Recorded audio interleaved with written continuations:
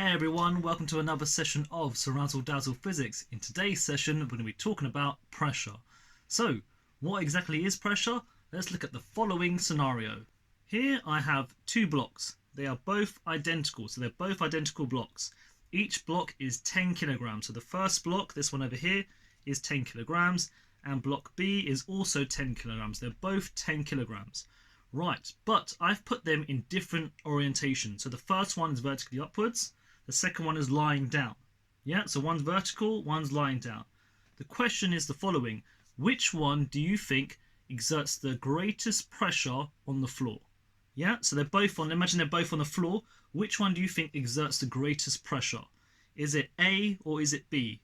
Think about it. So they're both 10 kilograms, but which one do you think exerts the most pressure? Try and imagine them in your hand. Which one do you think would push down the most, in a different orientation? Which one is it, guys? Okay, so hopefully we have the idea that A has the highest pressure. So this one has the highest pressure. Yeah, this one has the highest pressure. Think about the reason why. It is the same block as in B, but it's something about the area in which it is in contact with. So look at A. The area which is touching the floor is this bit over here. Yeah?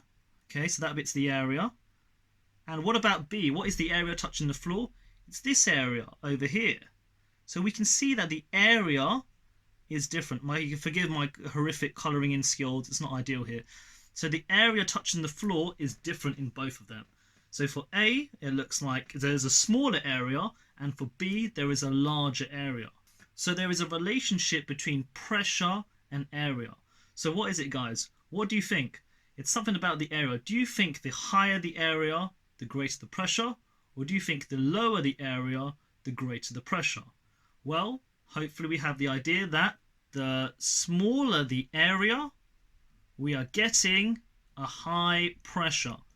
And the larger the area, so the larger the area, therefore we are getting a lower pressure. Okay with that? Yeah, so if you've got high area, we've got low pressure. If you've got a small area, we're getting high pressure. Good, keep that into your mind because we're going to actually look at a formula which relates both of them together. The formula is the following. Pressure is equal to force divided by area. So pressure is equal to force divided by area.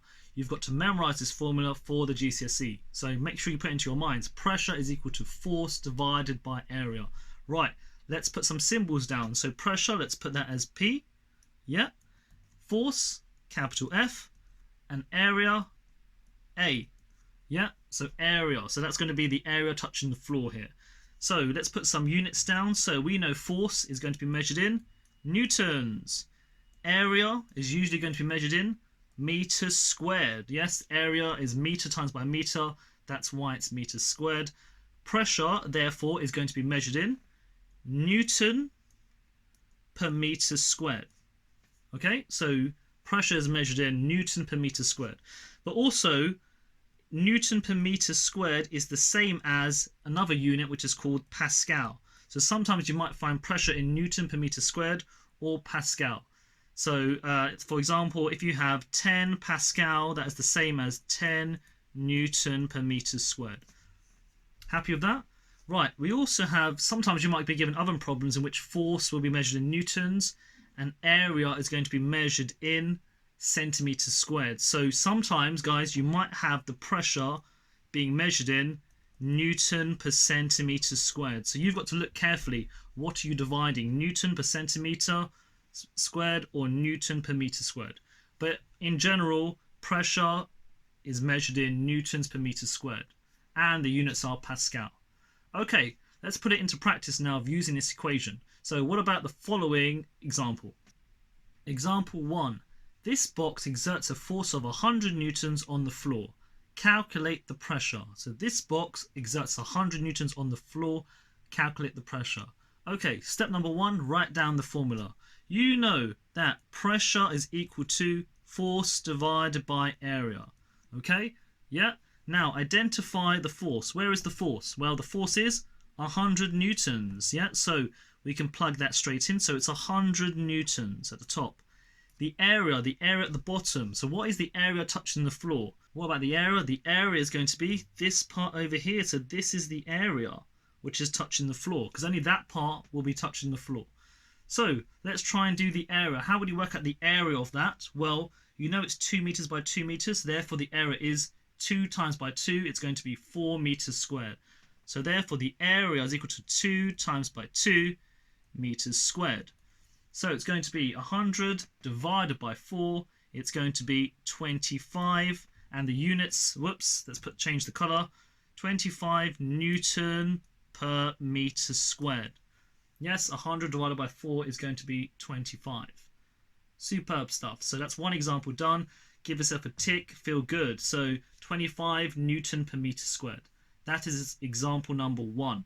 Right, what about example number 2? Let's go. Example 2. A box has a mass of 20 kilograms and exerts a pressure of 100 pascal on the floor. Calculate the area touching the floor. Right, so a box has a mass of 20 kilograms, let's highlight that bit over there, and exerts a pressure of 100 pascals on the floor. Calculate the area touching the floor. So let's start off with writing down the equation. We know pressure is equal to force divided by area. Yeah, you want to work out the area, you must rearrange that equation to make A the subject. Therefore, bringing the A up, bringing the P underneath, therefore A is equal to F divided by P. Okay, yeah, happy with that? It's force divided by pressure. So we've got the pressure, so the pressure is going to be 100. There we go, at the bottom, Pascal, yep. And the force, right, what is the force? Right, over here we've got 20 kilograms. Is 20 kilograms a force? Well, no, because mass is not a force, so this is not the force. To work out the force, you must use the following equation. So this is from another topic which we've covered before. It's going to be weight. So the weight is equal to mass times by gravity, the strength of gravity. So the mass I've got is 20 kilograms, and gravity on Earth, guys, so this, anytime we do a calculation, and don't worry, this will be given to you in the exam, gravity will be given to you. So on Earth, gravity is 10 newtons per kilogram. So the weight is going to be 200 newtons. Happy with that? Yeah, so the weight. So I've had to work out the weight. And obviously, look, now we've got Newton, so that is the force now. So now I can plug it into my equation. So it goes into the top over here. It's going to be 200 Newton. Okay, so 200 divided by 100, it's going to be 2 meter squared. Yes, make sure we know why we've got the units meter squared. It's because it's area. I've done newtons divided by Pascal, therefore it's going to be meters squared. Right, so easy stuff, guys. So let's scroll up to the top for a summary of today's lesson. So from the start, we talked about the following scenario. Well, pressure in general. I gave you guys, a block. Yeah, we put the block in different orientations. We noticed that if it's in a vertical position, it will have a different pressure exerted on the floor compared to when it's flat. Okay, yeah, so the smaller the area, the higher the pressure. The larger the area, the lower the pressure. That's what we worked out. Then we looked at a formula. Pressure is equal to force divided by area. Pressure is equal to F divided by A, where force is measured in newtons, area in meters squared, and pressure is Newton per meter squared. Sometimes, guys, you might find the pressure as Newton per centimeter squared. That's because the area is now measured in centimeters squared. Scrolling down, we did the first example in which we had to calculate the pressure. We took the force, we divided it by the area. This was an easy example. Then we looked at a little bit of a trickier example. It's going to be where you were given the mass and you were given the pressure and you were asked to work out the area. We had to rearrange the formula and do force divided by pressure, and then actually have to calculate the force by working out the weight of the box. The weight was given by the mass times by gravity. And there we go, guys, another cool lesson in physics. Make sure you subscribe and like all my videos. I shall see you next time. Ciao, ciao, goodbye, stay safe.